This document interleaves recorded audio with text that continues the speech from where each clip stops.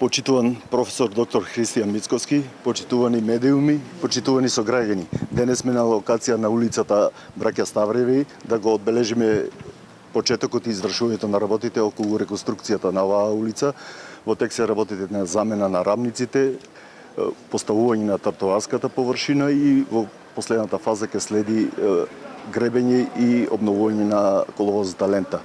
Во исто време, денес сакаме да го обележиме и завршувањето на еден проект со кој се решава децениски проблем на населеното место Тракање, завршувањето на канализационијата мрежа терцијална и изградба на колектор од околу 3 км, што ова населено место се поврзува со пречистителната станица во Мојанци.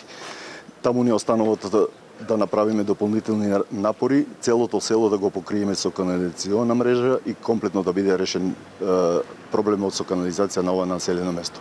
Во исто време, сакам да го најавам реализацијата на уште два проекти. Тоа е реконструкцијата на споменикот на Слободата, за која ќе следи брзо тендерска постапка и избор на изведувач на работите, изградба на канализациона мрежа во Оризари во вредност с проектна вредност околу 7 милиони денари, со што исто така во Оризари ги заокружуваме и решаваме комплетно проблемите во делот на канализациониот систем.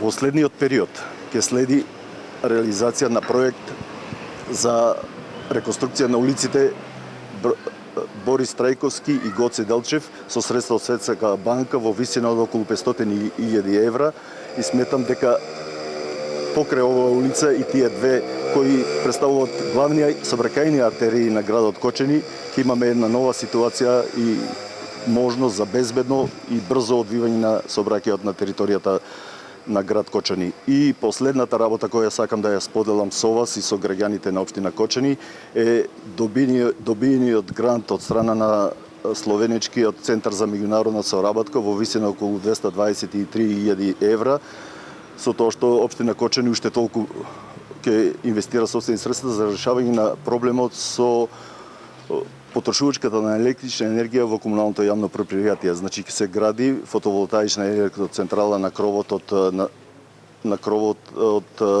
постројката каде се складира компостот во пречистителната станица за отпадни води.